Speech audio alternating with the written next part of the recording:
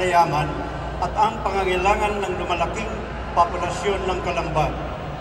Kaya sa pagkakataong ito, ipinapabot ko po ang aking buong pasasalamat at paghanga sa inyong lahat.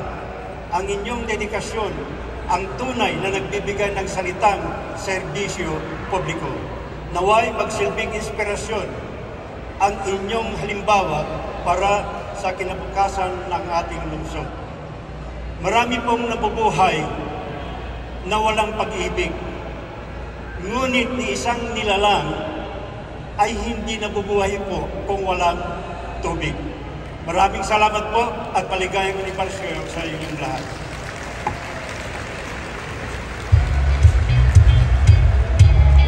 Of appreciation to Mr. Johnny Pamuspusan. Ayan. So maraming salamat po sa inyo pong patuloy pong pagsuporta po at pagsama sa amin sa tuwing kami nag-celebrate po ng anniversary. Ayan. Palakpakan naman po natin everyone.